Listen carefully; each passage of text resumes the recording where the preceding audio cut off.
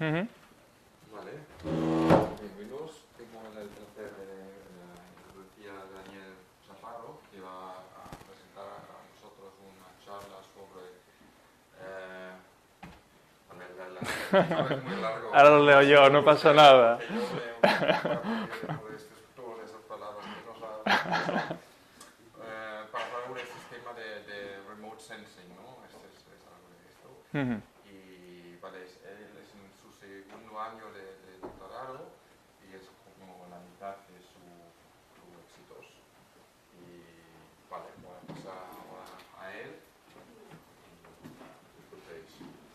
Muy bien, pues gracias por la introducción. Bueno, y gracias a todos por asistir a este seminario. Como podéis leer, lleva por título Generación de pulsos, el láser de anillo en fibra basado en SOA para aplicaciones en sistema de medidas LIDAR. No sé cómo de familiarizados estaréis con estos conceptos, pero si no lo estáis mucho, pediría que no os asustéis, porque en la medida de lo posible iré introduciendo cada concepto gradualmente, descriptivamente, para que se pueda seguir la charla. Bueno, lo primero que aparece aquí es generación de pulsos. Nosotros queremos generar pulsos. Entonces, en primer lugar, necesitaremos definir qué es un tren de pulsos. Lo podemos entender como la repetición periódica de una emisión de energía de alta intensidad en un breve periodo de tiempo. Es decir, un pulso sería una emisión de energía casi instantánea desde un nivel cero a un nivel alto, en un periodo de tiempo muy corto, que es lo que define el ancho del pulso, y que viene a estar del orden de los nanosegundos, picosegundos, incluso femtosegundos, según las características particulares del tren de pulsos. ¿Y por qué son importantes los trenes de pulso? Pues porque tiene muchísimas aplicaciones a nivel tecnológico, industrial, en telecomunicaciones. Por ejemplo, sirven para almacenar datos ópticamente, en DVDs, en Blu-rays. Como sabemos, la información en estos dispositivos se codifica con un código binario de ceros y unos. Bien, pues en nuestro tren de pulso, si entendemos el nivel bajo como 0 y el nivel alto como 1, pues podríamos generar un código binario. Además, también se usan en microestructuración. Es decir, al tener tanta energía concentrada en un periodo de tiempo tan corto, permite estructurar materiales de forma muy precisa. Aquí tenemos, por ejemplo, la réplica de un edificio hecha con una altura de 300 micrómetros y vemos que el grado de estructuración de nivel interno que se puede alcanzar es bastante alto. Otra aplicación, cirugía ocular. También los pulsos se utilizan para reparar deficiencias visuales, miopía, reestructurar la córnea, etc. Desde el punto de vista más medioambiental, pues también tiene aplicaciones a través de la técnica de medición LIDAR, que es el acrónimo de Light Detection and Ranging, básicamente teledetección mediante luz láser. El fundamento de la técnica LIDAR, que se puede aplicar de muchas maneras, y de nuevo también con pulsos, es bastante fácil de entender. Nosotros tendríamos una fuente luminosa que nos emite un tren de pulso, que le conocemos muy bien su periodicidad, su amplitud y todos los parámetros. Este tren de pulso se dirige hacia un objeto. Al interaccionar la luz con el objeto, pues parte de la energía se absorberá, parte se reflejará y se refleja hacia un fotodetector o una cámara que recoge esa luz. Ocurre que la luz que llega a esa cámara o a ese fotodetector respecto al tren de pulsos original de referencia tiene un cierto retraso. Es decir, este pulso, según la referencia, lo esperaríamos aquí, pero llega retrasado un cierto tiempo, que es lo que se conoce como tiempo de vuelo. A partir de ese tiempo de vuelo se puede inferir fácilmente la distancia a la que estaba el objeto, porque sabemos que la distancia es la velocidad por el tiempo, el índice de refracción se define como la velocidad de la luz en el vacío partido por la velocidad de la luz en el medio. Simplemente despejando este sistema de ecuaciones, pues conocido el tiempo de retraso, la velocidad de la luz en el vacío y el índice de refracción, tendríamos la distancia a la que se encuentra el objeto. Y esto tiene también múltiples aplicaciones, como decía, en aspectos medioambientales. Por ejemplo, desde el punto de vista atmosférico, podemos poner el láser sobre la Tierra y enviarlo hacia la atmósfera, y a través de cómo vuelve la luz al fotodetector después de la dispersión de la luz en la atmósfera con las partículas en suspensión por dispersión Mie o dispersión Rayleigh, de nuevo se puede deducir aspectos como, por ejemplo, la evolución de una nube de ceniza volcánica después de una erupción del volcán este, que si alguien sabe cómo se pronuncia, que me lo diga. Entonces vemos cómo con el paso del tiempo pues la ceniza se va depositando cada vez más cerca al suelo. De otra manera, desde el punto de vista terrestre, pues podemos poner el láser sobre la parte baja de un avión y podemos realizar un escaneo del terreno y podemos conseguir un escaneo en 3 dimensiones. Aquí, por ejemplo, tenemos una imagen de un bosque en 3 dimensiones y esto permite, por ejemplo, monitorizar desde el aire grandes extensiones de terreno que de otra manera serían inabarcables, por ejemplo, el Amazonas, y se pueden hacer pues densidad poblacional de árboles, gestión de catástrofes naturales como incendios o incluso vertidos en la costa, etc. Entonces, nosotros lo que queremos es generar un tren de pulsos que se pueda aplicar a este sistema de medida. En un sistema de medida LIDAR, uno de los elementos fundamentales es el láser, con lo cual aquí hablaré un poco de los fundamentos del láser, los tipos de emisión que hay y los tipos de láseres que hay. Luego comentaré cómo hemos conseguido un montaje experimental para generar pulsos en aire. Después comentaré cómo adaptamos ese montaje a fibra óptica y las medidas LIDAR que hemos realizado con ese montaje, y finalmente resumen y perspectivas. Entonces, en cuanto al principio de emisión láser, pues de nuevo es tan sencillo como que si tenemos un átomo y lo tenemos excitado, porque tenemos al electrón en un nivel excitado en lugar de en el estado fundamental, pues esta energía que ha acumulado el electrón para subir hasta aquí, él mismo, espontáneamente, de forma espontánea, puede volver a caer al nivel fundamental y esta energía sobrante, por conservación de la energía, la libera en forma de fotón. Es lo que se conoce como emisión espontánea. También existe lo que se llama emisión estimulada, que se describe bien en este vídeo.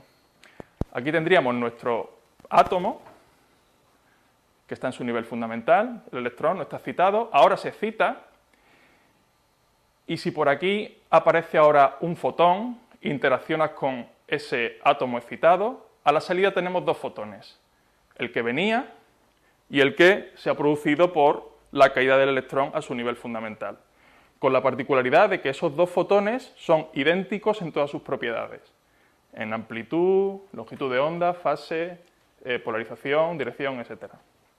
Eso es lo que se llama emisión estimulada. Si esa emisión estimulada es amplificada, entonces tenemos un láser, porque láser es el acrónimo de Light Amplification by Stimulated Emission of Radiation. Todo láser tiene ciertos componentes básicos. En primer lugar, tiene que tener un medio activo, que es el que contiene los átomos que se van a excitar y proporciona la amplificación o ganancia. Y ese medio activo puede ser o bien un gas, o bien un cristal de estado sólido, o bien un semiconductor. También tiene que tener un elemento de bombeo energético, por ejemplo la corriente eléctrica, que es la que va a excitar esos átomos. Y si queremos evitar que tengamos que inyectar una señal externa a nosotros y hacer el láser autoconsistente, podemos establecer también una cavidad resonante, por ejemplo, por espejos. Y de nuevo aquí, en este vídeo,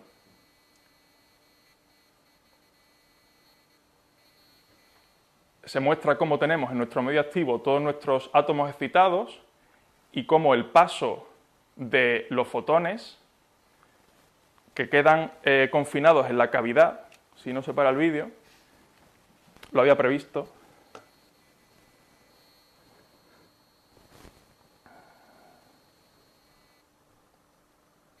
que os lo muestro aquí.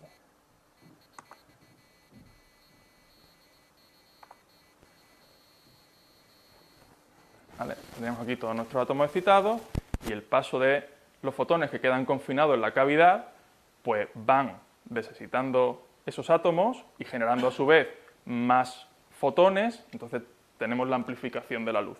Si de alguna manera conseguimos que la luz salga de ese sistema, pues ya tendremos nuestra láser, ¿no? Como el que tengo aquí en la mano.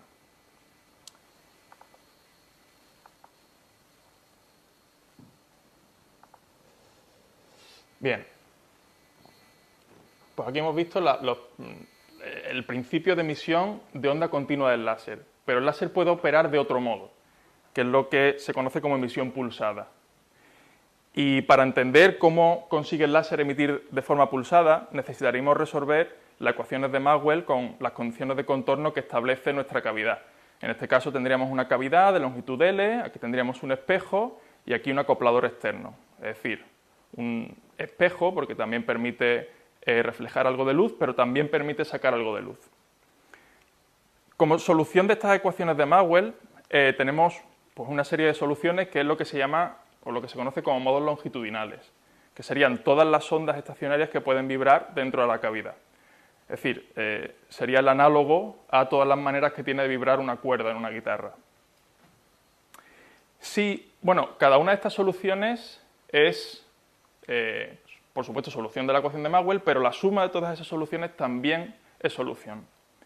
De manera que si existe alguna relación de fase constante entre todas esas soluciones, como la que se muestra aquí, en la que a lo largo de la línea punteada todos los modos están en fase, todos tienen el máximo coincidente, de manera que interfieren constructivamente aquí, pero destructivamente en el resto de la cavidad, pues habríamos generado un pulso de luz. Y este pulso se quedaría circulando en la cavidad, vendría hacia aquí, parte se transmitiría, parte se reflejaría de nuevo en el espejo de alta reflectividad y quedaría circulando aquí dentro. Cada ciclo completo es lo que se conoce como round trip y es lo que define la periodicidad del tren de pulsos. Aquí tendríamos pulsos saliendo separados por este tiempo de round trip. Esta manera de generar pulsos es lo que se conoce como mode locking. Y esta solución existe siempre, pero es inestable frente a otros modos de operación del láser. Entonces, hay que inducirlo de alguna manera. Y hay básicamente dos formas de hacerlo. Una es a través de lo que se conoce como mode locking activo, donde aquí tendríamos nuestra misma cavidad, el espejo, el acoplador externo, nuestro pulso circulando, el medio de ganancia. Incluimos un elemento que es un modulador. Este elemento permite modular de forma externa algunos de los parámetros de la cavidad, por ejemplo, las pérdidas. Y si lo hacemos de forma activa, necesitamos ajustar esa modulación al round trip de la cavidad, porque si estamos modulando las pérdidas, necesitaríamos que las pérdidas sean mínimas en las zonas donde haya un pulso para que se pueda producir la amplificación. La otra manera de generar mode locking, en lugar de forma activa, es de forma pasiva. En este caso, no necesitaríamos ser nosotros los que de forma activa modulemos nada, ni de forma externa, sino que es uno de los propios elementos del sistema el que realiza la modulación.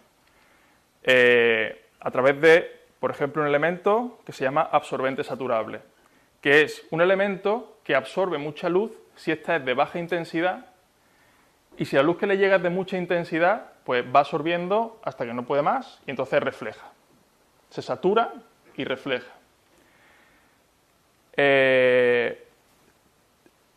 Este elemento se puede integrar con el espejo de aquí atrás y hacerlo un único elemento, y entonces tendríamos lo que se llama un RSAM, Resonance Saturable Absorber Mirror.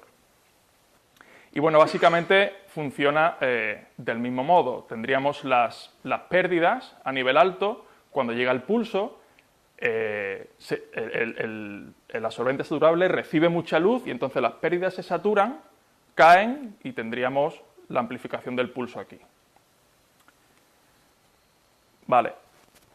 Entonces hemos visto cómo se emite de forma láser los tipos de emisión que hay, continua y pulsada, y ahora vamos a ver un poco los tipos de láseres que hay. Como decía, según el medio activo que contenga el láser, pues podemos tener láseres gaseosos, de estado sólido o de semiconductor. Nosotros nos centramos en lo de semiconductor porque tienen propiedades como el hecho de que son relativamente baratos, son pequeños, son muy compactos y eso permitiría, digamos, ponerlos, por ejemplo, en un dron y monitorizar con el dron, hacer medidas de LIDAR. Y además también permiten la modulación de su corriente de forma externa. Entonces, tipos de láseres de semiconductor, pues los de emisión superficial en cavidad vertical, o lo que se conoce como VCSEL. Aquí tenemos, por ejemplo, una foto de un VCSEL. Como decía, son muy compactos, son muy pequeños, pesan muy poco, y lo veis en comparación con una moneda de 1 céntimo. Su estructura interna, que no vamos a describir en mucho detalle, pero la pongo para que veáis que sigue teniendo los elementos básicos que habíamos dicho que tenía un láser. Tiene aquí la capa de medio activo, que sería esta línea roja que se ve. La cavidad estaría formada por estas estructuras, que son láminas dieléctricas de diferentes índices de refracción alternos, que actúan como espejos altamente reflectantes, y la luz saldría por aquí, de forma, digamos, ortogonal o perpendicular a cómo está dispuesta el medio activo. Eso en contraposición de lo que se conoce también como Edge Emitting Laser, que son también láseres de semiconductor, con una estructura más o menos parecida, pero que emiten no ortogonalmente, sino longitudinalmente a como tiene dispuesta la zona activa. Y también tenemos láseres fibrados, que no es un láser por sí mismo, realmente estos son amplificadores ópticos, Semiconductor Optical Amplifiers, que lo que hacen es que emiten luz que se acopla por la fibra, la luz viaja por aquí, y si de alguna manera conseguimos cerrar esta fibra sobre sí misma, pues por esta fibra ahora entraría esa luz, viajaría hasta aquí y aquí se amplificaría. De manera que, de esa manera, generaríamos la amplificación y nuestro láser.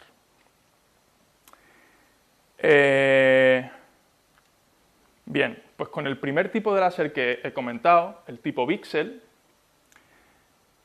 en colaboración con el Instituto No Linear de Niza, se han obtenido resultados con una cavidad con esta configuración, donde tendríamos nuestro absorbente saturable y nuestro láser. Si esta cavidad, bueno, aquí la emisión y la propagación de la luz es en aire. Si esta cavidad es corta, pues tendríamos una emisión de pulsos con mode locking, con una periodicidad bien definida y un pulso por round trip. Si esta cavidad se hace muy larga, y es de hecho el motivo por el que está plegada, porque si se hacía en una sola dirección se quedaba fuera del margen que teníamos para trabajar en la mesa, por eso se dobló. Si la cavidad es muy larga, pues lo que aparece es una situación multiestable en la que podemos tener o bien un pulso por round trip, o bien 2 por round trip, 3 pulsos por round trip, 4 por round trip, y esto es importante porque lo comentaré después, 4 pulsos por round trip agrupados en paquetes o distribuidos a lo largo de la cavidad. Es decir, dos maneras de tener 4 pulsos por round trip, o 19, ¿no? Claro, pero, como digo, este montaje, a la hora de que la cavidad fuera muy larga, pues tenía ese problema, ¿no? Hay una cierta limitación de espacio. Entonces, lo pasamos a fibra óptica, que era la intención, el origen de mi tesis, de hecho, porque la fibra óptica permite hacer cavidades muy largas en muy poco espacio, porque tú puedes tener la fibra enrollada y puedes tener una cavidad de varios kilómetros. Entonces vamos a ver cómo adaptamos este montaje, que ya se ha probado que ha dado buenos resultados, a fibra óptica. En primer lugar, aquí la cavidad, como comento, estaba doblada, pero básicamente es la misma cavidad con 2 espejos que habíamos visto antes. es decir, una cavidad unidireccional. Pero se puede hacer bidireccional sin más que modificar un poco la disposición de los elementos. Es decir, podríamos tener aquí nuestro bisel que emitiera luz hacia el ERSAM, dispuesto con un cierto ángulo para que se reflejara hacia un espejo, y de ese espejo que también se reflejara hacia el bisel. Si añadimos un elemento a la cavidad que se llama aislante óptico, optical isolator, que permite el paso de luz solamente en una dirección, en la dirección que apunta la flecha, y bloquea la luz que viene en el sentido contrario, pues tendríamos un anillo unidireccional. Pues esto es lo que tenemos que montar en fibra. Y este es nuestro montaje. De momento, lo que es esta parte no le echéis mucha cuenta, mirad solamente el anillo, que es lo que forma nuestra cavidad. Como digo, esto es transmisión en aire y esto ya es todo fibra óptica. Realmente, aunque tenemos un SOA, pero cada elemento del láser se está respetando. Es decir, lo que aquí sería el láser de semiconductor, pues aquí tenemos nuestro semiconductor, amplificador de semiconductor.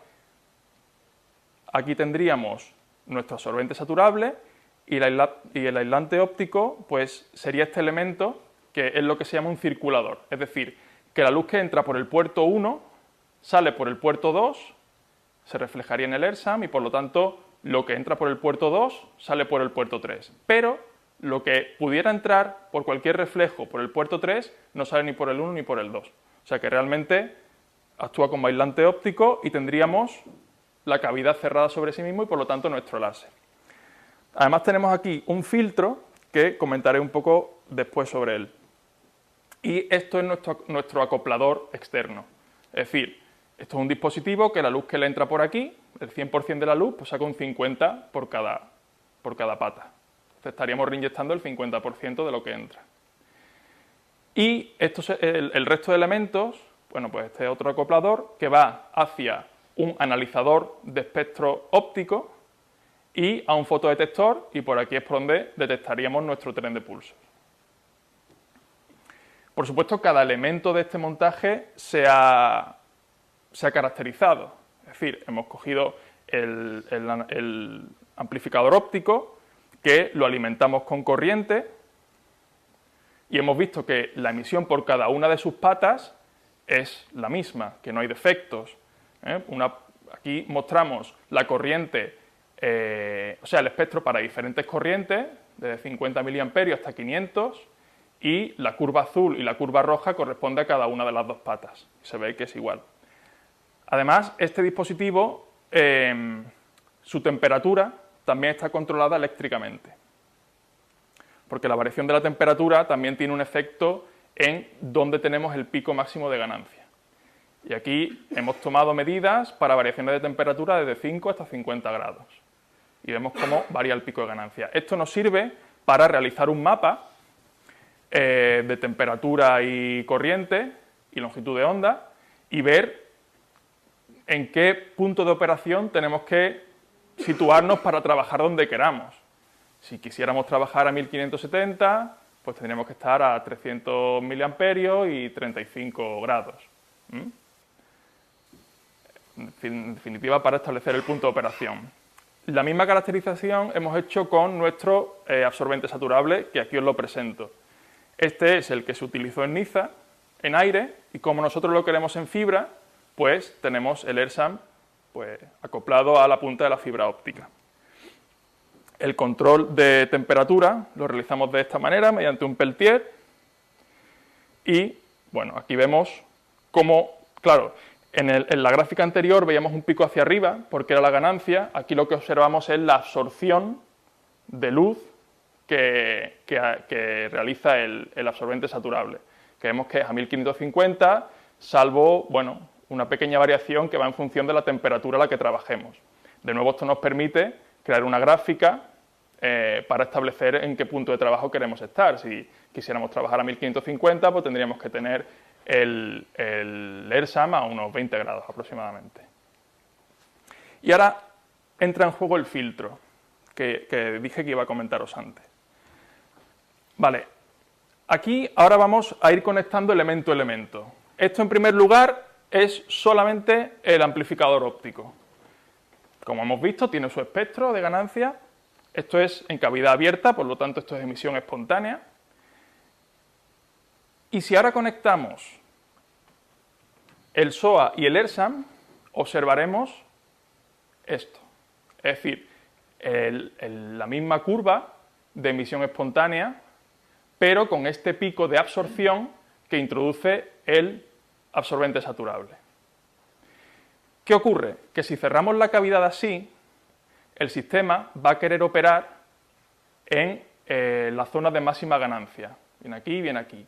Y nosotros lo que queremos explorar, para que se dé el mode locking, es la zona en la que está jugando su papel el absorbente saturable, es decir, esta caída. Y aquí es donde necesitamos introducir el filtro. ¿Por qué? Porque es un filtro de paso de banda que nos va a seleccionar solamente una longitud de onda específica y va a filtrar todo lo demás. Además, este filtro es sintonizable. Tiene aquí un pequeño tornillo que, girándolo, nos permite desplazar la posición de ese filtro y seleccionar diferentes longitudes de onda de trabajo. Vemos cómo podemos hacer con el filtro el recorrido del pico de absorción del ERSA. Y ahora sí, ahora llega el momento de cerrar la cavidad y de tener pulsos, que es lo que íbamos buscando. Pero como la realidad siempre es muy cruda, pues obteníamos pulsos, pero con trazas que son muy lejos de ser estables. Esto es un vídeo en tiempo real de lo que nosotros medíamos en el osciloscopio. Y como podréis ver, con eso no hay manera de establecer ningún tipo de round trip fijo para hacer ningún tipo de medida de nada. ¿Qué podía contribuir a eso? Pues empezamos a pensar que podía deberse a fluctuaciones térmicas, fluctuaciones mecánicas, de vibración de las fibras, o posibles variaciones de polarización dentro de las fibras. Tratamos de aislar el sistema térmicamente, fijamos todas las fibras a la mesa bien para que no hubiera ninguna suelta ni se produjera ninguna vibración y no mejoraba nada, con lo cual la opción que nos quedaba era, o una de las opciones que nos quedaba era la polarización. Entonces, como para recordaros un poco qué es la polarización de la luz, este vídeo creo que tampoco funcionará, pero si no os lo enseño de otra manera. La luz es una onda electromagnética y su polarización viene definida por su campo eléctrico, que puede vibrar o bien, si os imagináis una cuerda, o bien horizontalmente, o bien verticalmente, o bien como una mezcla de las dos. Y en función de la componente, de la fase que lleve la componente horizontal y la vertical, pues podemos tener emisión circular si están en contrafase, o elíptica, o como se ha visto al principio, lineal si están en fase.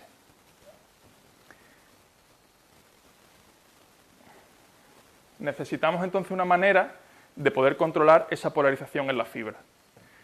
Y aquí entra en juego este dispositivo, que es un controlador de polarización en fibra. Básicamente, para una polarización de entrada, moviendo estos soportes, podemos conseguir variar la polarización a la salida. Podemos rotarla, podemos hacer lo que queramos con ella, tanto si la entrada es conocida como si la entrada es aleatoria. ¿Y por qué queremos hacer esto? Pues porque nuestro SOA emite fundamentalmente en una de esas dos polarizaciones, o sea, amplifica fundamentalmente en una de esas dos polarizaciones y muy poco en la otra.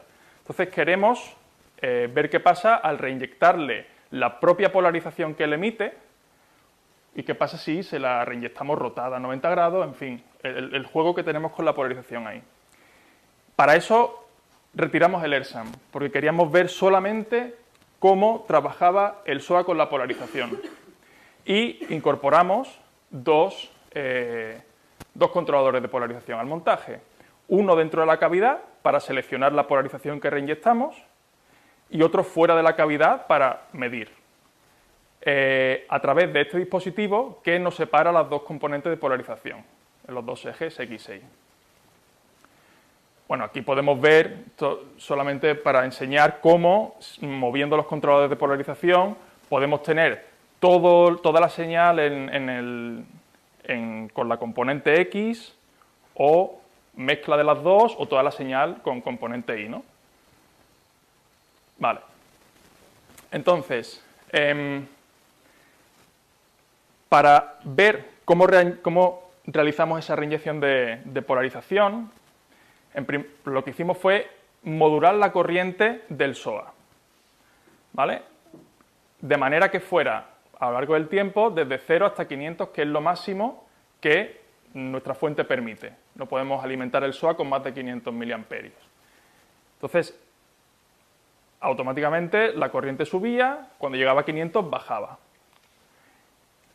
De manera que, cuando configurábamos el controlador de polarización intracavidad para que se reinyectara lo mismo que se emitía, el sistema, que emite X y le llega X, amplifica lo mismo que está emitiendo, con lo cual el sistema se encuentra muy cómodo. Y vemos que el umbral de emisión del sistema correspondería a 125 miliamperios. Sin embargo, si le reinyectamos la polarización girada, la polarización ortogonal, él estaría emitiendo en X y le estaríamos reinyectando en Y, porque la hemos girado después del controlador de polarización. Con lo cual el sistema, digamos que estaría muy incómodo, y ahora el umbral de emisión, es decir, el punto donde despega la curva, estaría en 375 miliamperios, mucho más alto, porque el sistema no opera tan bien. Esta curva, por ejemplo esta, que muestra la subida y la bajada de la corriente, se puede plegar sobre este eje, de manera que tengamos para el eje X aquí la subida en la línea naranja y volvamos a bajar por el mismo sitio por la línea azul. Y para la Y, como no tendríamos nada, pues estaría aquí, línea morada y amarilla, que no sé si se ve muy bien. Entonces aquí tenemos la corriente a la que tenemos el umbral, de 0 a 500.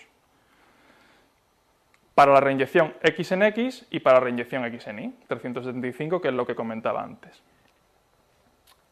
Bien, pues con este sistema realizamos una reinyección que fuera casi ortogonal, pero no ortogonal del todo, porque vimos que en la ortogonal del todo no había dinámica. Una configuración que fuera casi ortogonal. Entonces vemos que en nuestra curva LI aparece dinámica, que puede significar que tenemos pulsos de luz. Entonces exploramos un poco qué es lo que pasa aquí para diferentes corrientes. De nuevo aquí la naranja es la subida y el azul es la bajada. Llegamos hasta 500 y en 500 bajamos la corriente y bajamos por la azul. Y aquí la azul es la polarización X y la roja la polarización Y. Tenemos todo para medir en X, no deberíamos medir nada en Y. Si estamos por debajo del umbral, pues no vamos a ver nada, porque lo que hay es ruido. Cuando subimos un poco por encima del umbral de emisión láser, nuestra traza empieza a mostrar algo que quiere parecer pulsos. Si subimos un poco más, en corriente, cerca ya de 250, pues vemos que sí, que ya conseguimos pulsos bien definidos, con un round trip bien definido, y que estos sí eran estables en el tiempo. Estos permanecían por media hora, 40 minutos, 45... Y además podías golpear la mesa y no variaban como los que enseñé antes. Si seguimos aumentando la corriente, lo que tenemos es una variación del nivel de continua, pero el pulso se mantiene. Si subimos más, ya empieza de nuevo la traza a ensuciarse, y si llegamos hasta 500, pues ya hay muchos pulsos y todo se hace indistinguible.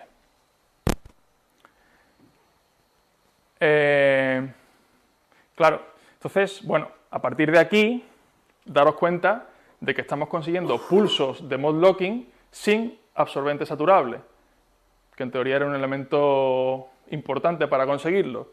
Pero bueno, parece que por lo que se está viendo hay ya varios papers que documentan esto y que lo que se produce es una dinámica de polarización no lineal dentro del sistema que induce estos pulsos. Es decir, en principio es posible esta situación que tenemos, conseguir pulsos a través de la polarización sin absorbente saturable. Bueno, y ya que teníamos pulsos estables, pues decidimos utilizarlos para hacer medidas de LIDAR. Lo que hicimos fue modificar la posición de este controlador de polarización para detectar por las dos ramas, tomamos la X como referencia y en la Y pues añadimos diferentes longitudes de fibra, 1 metro, 2 metros, y mediamos los tiempos de retraso. Es decir, esta sería nuestra traza de referencia, que tenía un round trip de 37 nanos, es decir, el siguiente pulso estaría por aquí, pero no se muestra. Si, bueno, esto sería por el detector 1, si por el detector 2 no añadimos nada de fibra, ninguna longitud, pues tendríamos los dos picos coincidentes y no habría ningún retraso. Si añadimos 1 metro, pues tendríamos un retraso de 5,2 nanosegundos, que fue lo que medimos. Si añadimos 2 metros, un retraso de 10 nanosegundos. Si añadimos 5 metros, 24. Y con esto, pues podemos hacer una gráfica, hacer un fit lineal. A partir de aquí, sacamos el índice de refracción, que en nuestro caso resultó ser 1,48. Típicamente el índice de refracción en las fibras ópticas es 1,5, con lo cual todo está dentro de lo que se espera. Y, bueno, pues tenemos una manera de predecir las distancias según los tiempos de retraso. ¿Qué ocurre? Pues que habíamos reinyectado polarización casi ortogonal a la que emite el SOA, pero queríamos explorar también qué ocurría si, o sea, el potencial del sistema. ¿Qué ocurría si reinyectábamos una polarización que, aunque no tuviéramos controlada qué polarización estábamos reinyectando, pero ver si el sistema qué nos podía dar? Y en este caso, para una polarización totalmente aleatoria, vemos que el sistema sube por la roja, baja por la azul. Entonces, por todo este camino no hay dinámica, la dinámica explota aquí, entonces realizamos medidas a partir de aquí para abajo. Por ejemplo, nos ponemos en esta situación y vemos que tenemos una traza completamente repleta de pulsos. Si bajamos un poco en corriente, ¿qué pasa? Que nos desaparecen pulsos y se nos agrupan por paquetes. Y controlamos el número de pulsos que tenemos por paquete bajando la corriente. Si bajamos un poco más, tendríamos menos. Si bajamos un poco más, tendríamos 3 por round trip. Y esto es interesante porque aquí, sin modificar la corriente y sin variar nada, ningún parámetro del sistema, el sistema por sí mismo tenía varias maneras de organizar estos 3 pulsos por round trip en comparación a lo que os enseñaba al principio de los resultados que se habían obtenido con el montaje experimental de Niza. Tenían 4 pulsos distribuidos de diferentes formas, pues es lo mismo. Y bueno, si seguimos bajando la corriente, pues un pulso por round trip hasta que nos desaparecerían. Además, hemos observado también pulsos que apuntan en las dos direcciones. Es lo que se conoce como pulsos bright y pulsos dark, que se ha referido recientemente en un estudio similar, que de hecho podemos decir que nos han ganado un poco de terreno, se nos han adelantado un poco, porque el sistema experimental que ellos usan básicamente es el mismo. ¿Vale? Tienen un controlador de polarización más, ¿vale? Tienen el filtro, tienen un polarizador, el aislante y el acoplador. Y ellos mencionan que son capaces de pasar de pulsos bright a pulsos dark a través de ondas cuadradas, que si os fijáis tienen siempre como un pequeño pico de overshoot. Vale, pues nosotros, conforme operábamos nuestro sistema experimental y bueno, pues variábamos la polarización o ajustábamos el filtro, vimos que el ajuste del filtro parecía tener mucha importancia en la dinámica que obteníamos del sistema. Entonces, de nuevo, decidimos explorar qué pasaba solo con el filtro. O sea, digamos, cómo caracterizaba bien el filtro y eliminamos los controladores de polarización. Y eliminamos el ELSAM, que ya no lo teníamos. Cambiamos aquí el acoplador, antes era un 50-50, ahora un 95-5, de manera que tuvimos que poner aquí un amplificador de fibra dopada con herbio para poder detectar, y un filtro que nos filtrara el ruido de aquí, ¿no? Para poder ver bien la señal. Bueno, pues de esta manera, de forma un poco mágica e incomprensible, tenemos la mejor traza de pulsos que hemos conseguido. La más homogénea, la más estable. Esto soy yo cambiando el zoom del osciloscopio. Pero tremendamente estrechos, tremendamente altos en amplitud, permanecía así por horas y totalmente homogéneo. La cuestión, estamos intentando averiguar por qué se producen. Podría ser que fuera esa solución teórica que siempre existe de Moll-Locking que os comentaba antes y que en este caso por cualquier sutileza, posicionamiento concreto del dispositivo se mantuviera. Pero bueno, yo me podría quedar mirando esto horas, no sé si vosotros también. Vale, ¿y cómo conseguimos esa traza de pulsos? Pues, curiosamente, de una manera similar a la que se refiere en el estudio, en el último paper que os acabo de enseñar, a través de una onda cuadrada. Aquí tendríamos nuestra traza de pulso, obtenida de esa manera, haciendo un zoom, pues tendríamos eso, y a eso llegamos a partir de esta onda cuadrada. Es decir, nosotros exploramos con el filtro hasta que llegamos a un punto en el que nos aparece eso y se queda súper estable. Lo paramos ahí y ahora jugando con la corriente, bajándola o disminuyéndola, o sea, subiéndola o disminuyéndola, vamos estrechando la anchura de esa onda cuadrada, hasta que llega un punto en el que la conseguimos estrechar tanto que nos queda un pulso.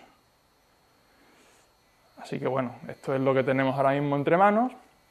Y bueno, como resumen, pues mediante un láser de anillo en fibra basado en SOA, que ahora sí espero que ya sepáis lo que es, con diferentes configuraciones, pues hemos conseguido trenes de pulsos, dark y bright, paquetes de pulsos y pulsos localizados, en el sentido de que eran estos paquetes de 3 pulsos que se podían identificar de forma distinta. Hemos controlado el número de pulsos a través de la corriente eléctrica y como perspectiva, pues bueno, analizar en más detalles la reinyección de diferentes polarizaciones. Para esto nos tiene que llegar un controlador de polarización que no es en fibra como el que he mostrado aquí, sino que va por aire, es decir, la fibra se acopla, sale aire, tenemos las láminas de retrasos igual que antes, pero graduadas, es decir, mucho más reproducibles y esperamos que nos dé mejor resultado para saber qué estamos reinyectando concretamente y, por supuesto, también queremos estudiar el mecanismo que permite que el sistema pulse sin RSAM y sin controladores de polarización solamente con el filtro. Para lo cual también tenemos que pedir un filtro que también en algún momento nos llegará. Y nada más, pues gracias por vuestra atención. Si tenéis preguntas.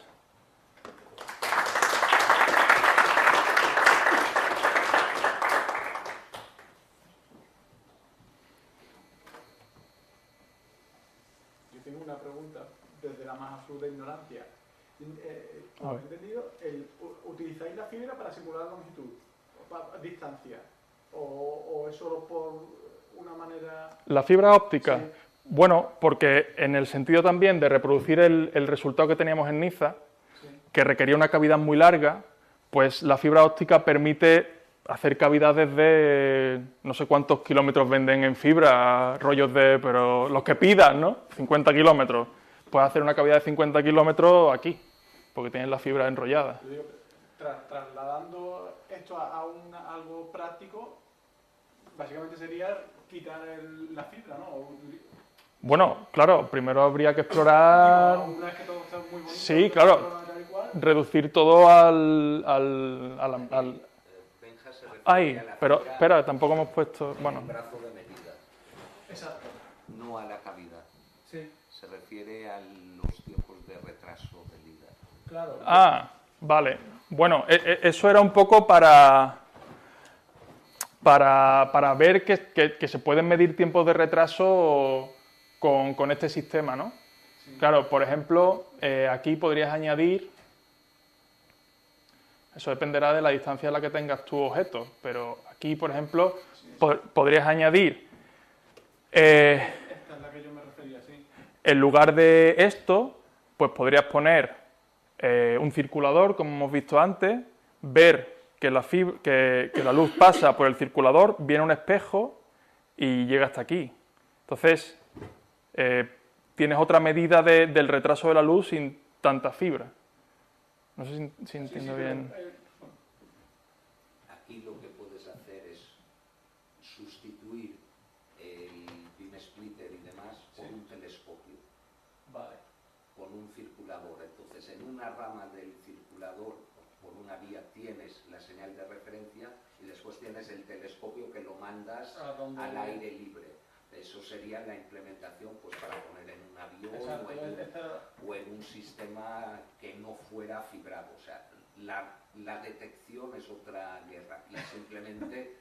Nos centramos en la generación. Una guerra muy complicada, además, y que requiere mucha tecnología de medida. Pero aquí simplemente era para demostrar que, sin ocuparnos de todo el problema de la recepción de la luz, que no es evidente porque recibes tan poca señal, claro, que tienes que integrar mucho tiempo, etcétera, Porque etcétera. por ahí va la segunda pregunta que tenía también, porque sé que el LIDAR, una de las utilidades que tienen es para medir viento en altura. Y entiendo que debe ser algo así, ¿no? Que mandan un pulso a la atmósfera. Bueno, viento es más por efecto Doppler. Claro. Es el mismo tipo de medida, pero no por tiempo de vuelo directo. Por cambio de frecuencia. Sí, pero ni siquiera óptica. O sea, modulan la luz a una frecuencia, es como el radar de la policía. O sea, te modulan la luz a una cierta frecuencia y la luz reflejada tiene esa modulación desplazada en frecuencia.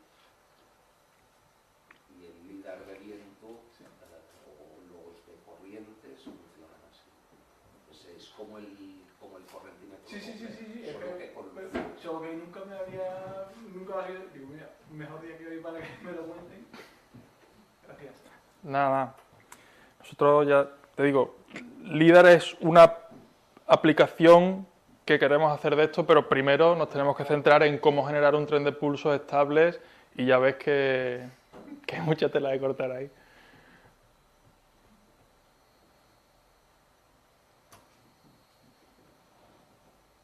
Y una pregunta, en esta configuración que tiene un filtro también, una curiosidad, si juegas con la onda cuadrada, ¿aquí no te salen estos pulsos? No. De hecho, en esta configuración, para no mentirte, he visto pulsos cuadrados una vez. Pero con el filtro y sin el controlador de polarización salen siempre. Manipulando el filtro con cuidado y tal, pero siempre tienes una onda cuadrada, de primeras. Y aquí no, fue raro que se encontrara. Puede ser que, porque claro, te digo, el control de polarización que se hace con este tipo de controladores no es tan real. Porque, como has visto, eso eran unos soportes donde la fibra va enrollada. Bueno, el giro, la torsión de la fibra hace que varíe la polarización, pero girando eso tú puedes controlar la polarización, pero no tienes nada regulado que te diga que estás girando 13 grados, o 16, o 18. Entonces, y cada pequeño grado puede variar mucho la situación.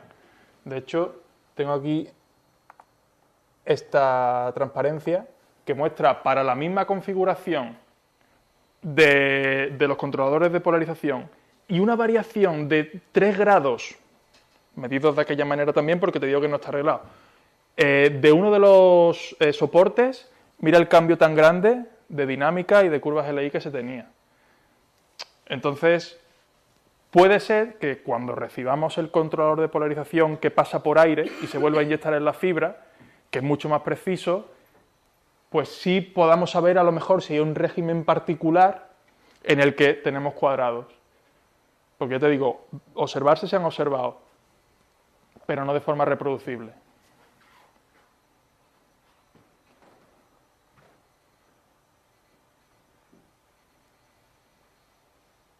Yo sobre las aplicaciones, has hablado de cosas terrestres y en el atmósfero, ¿sabes algo en el océano? Sí, sé que se usa el LIDAR, bueno, a nivel de superficie marina, para monitorizar también, por ejemplo, vertidos de petróleo o de lo que sea en el océano. Y luego también se pone también en la parte baja de los barcos y también permite hacer batimetrías del fondo y permite, por ejemplo, pues medir profundidades de un canal en barreras de coral, en fin, también tiene muchas aplicaciones desde el punto de vista oceanográfico.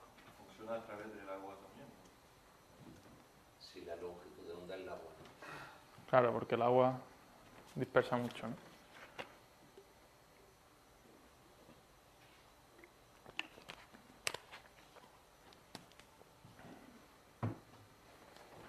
¿Alguien más?